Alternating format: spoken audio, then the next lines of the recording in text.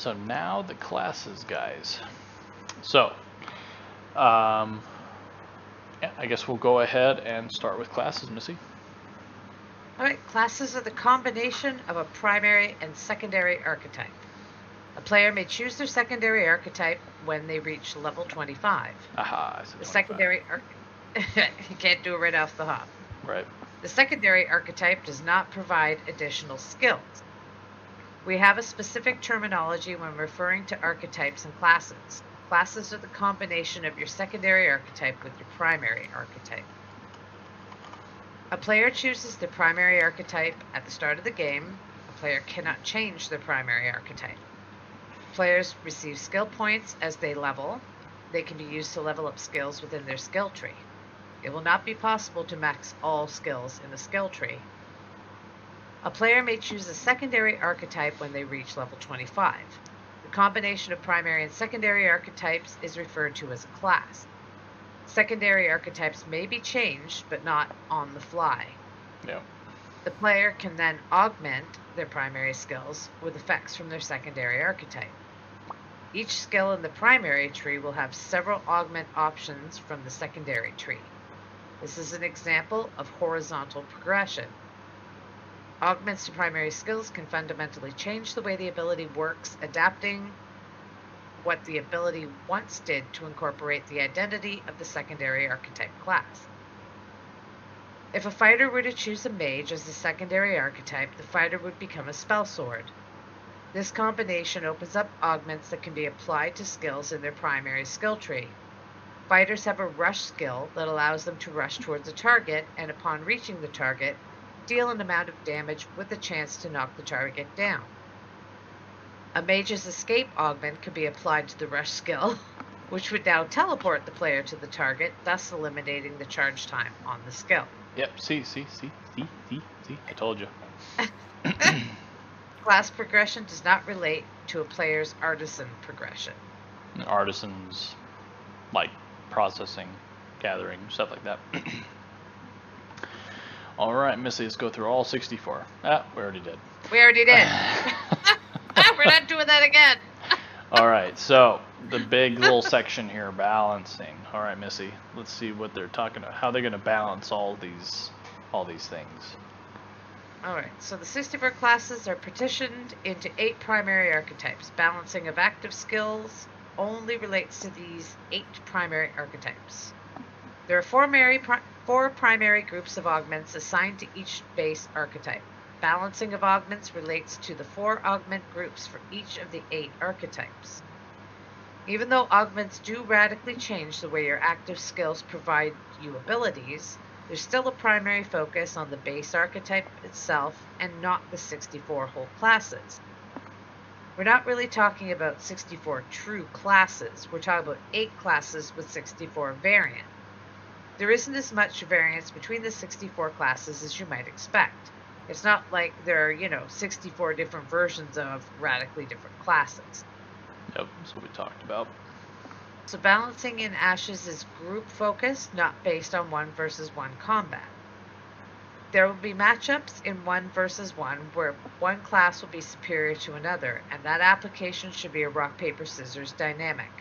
We want there to be counterplay between the different classes. Instead, it's going to be a group-focused balance, where as long as you have the diversity of classes present, that's going to be an equal level playing field. It's going to be very dependent on skill and strategy. Certain secondary archetypes are capable of bridging the gap between their counterpart. He says again, capable of moving the gap between their counterpart per se. If I'm a tank archetype and a mage is my counter, I can take a mage secondary and kind of bridge the divide slightly and then move my identity that direction ever so slightly. Yep.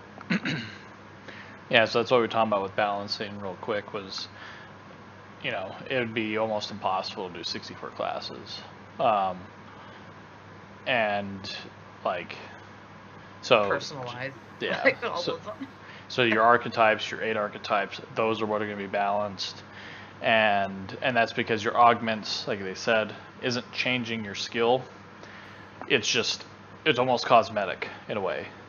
Like I said, instead of physically rushing to your spot, you teleport. So, but it does give you variety. It changes up things, makes you feel different. So yeah, so balancing shouldn't be an issue with just 8 different classes. But of course, over time, you know there's going to be more archetypes being added. So that's just. I'm sure there will be. Yeah. What? WoW is that? What? 11 now? Yeah. So yeah. I think so. All right, class abilities, Missy. Take it away. So the primary skills, which are the class abilities, are based on the player's archetype. Players can personalize their primary skills with augmentation from a secondary archetype. The design behind augments is not to just change the flavors so that it reflects the secondary archetype, but it also fundamentally changes the core components of a skill. So each secondary archetype offers 4 different schools of augmentation. Each augment school affects a primary archetype skill in different ways. For example, a mage offers teleportation and elemental schools of augments. These augments will affect a fighter's primary skills differently than a cleric's. Each augmentation has a level requirement and number of skill points required to activate it. There's going to be a certain threshold at which you can no longer augment your active abilities based on the decisions you've augmented previous abilities. So you have to pick and choose which ones you want to apply the augments towards. And certain augments will have more expense required on the skill point side. That's interesting. So choosing the same primary and secondary archetype increases focus on that archetype. Augments to primary skills will fundamentally change the way the ability works, adapting what the ability once did to incorporate the identity of the secondary archetype. The progression system for augments is very similar to the class progression system. Changing the augmentations on your skills will require you to go to an NPC in a village node or higher. Some spell colors and general effects change based on augment. Goes without saying. Active skills could look totally different after an augment gets applied. So skill points. Players receive skill points as they level. These can be used to level up skills within their active, passive, or combat weapon skill trees. It will not be possible to max all skills in a skill tree. In terms of skill progression, players can choose to go wide and get a number of different abilities or go deep into a few specific abilities. Players are able to reset and reallocate their skill points. Good. Yep. I don't like it when you can't reset skills. Like once you have them, you have them. Yep. Making active skills capable of receiving additional skill point allocations and unlocking additional features so that from a player agency standpoint, it's going to be up to you whether or not you want to be more diverse but less depth, wider and not taller in some of these skill choices. Or if you want to be very, very tall, that's going to be something that is up to the player in that regard.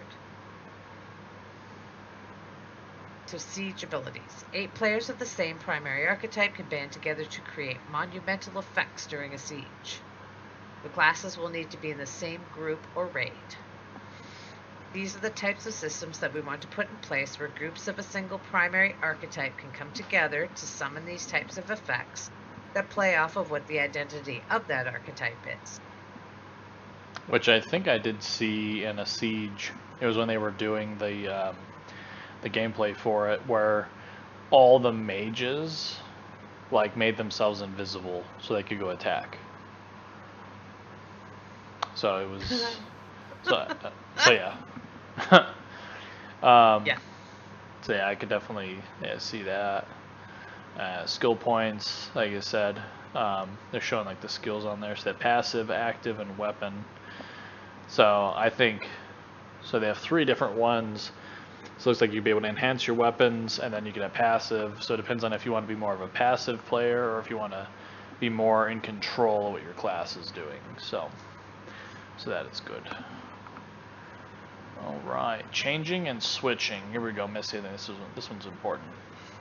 Yeah. A player's primary archetype cannot be changed. When it comes to the primary archetype, that is a decision you'll want to make, and you'll want to make sure it's the right decision because it's permanent. You are going to create this identity that you just can't change on the fly. This is going to be something that you will know a person, and you will know what their base archetype is, and they're not just going to change from battle to battle. So that gives some consistency in the engagements and understanding reputation on the server. When players choose their primary class, it's not just dictating how the next several hundred hours of gameplay will go, it's the primary class that cannot be changed. And hey, that's what alts are for. Yep, exactly. Evil eye. The secondary archetype of a class may be changed, but not on the fly. Players will likely need to speak to an NPC in a village node or above to enable them to change their secondary archetype and skill augments. This may be done through a quest system. There probably will be a cooldown associated with switching secondary archetype. It may also be possible to swap between multiple specs after the cooldown period. The secondary class choice, which comes after some time getting used to the world of Vera, will be more fluid. If you choose the fighter and the rogue to make a shadow blade, but eventually want to try your hand at summoning to make a blade caller, you'll be able to do so. We don't want you to be able to change your secondary class or the augments you've applied out in the open. We want you to have to make a conscious choice somewhere at an NPC. The level of node necessary for that particular NPC to be available will likely be either at the village stage or above. So if you're far out in the wilderness exploring, and we have no instant teleportation in the world, you need to be conscientious of what your choices are, and not be able to change them on the fly. Yep. Risk versus reward. So this is class trials. Yeah. There will not There's not going to be one? Yeah. Nope. So I guess there won't be a way of trialing out your classes Trial by and fire. all stuff. Exactly. That's what it's going to be. Well, I guess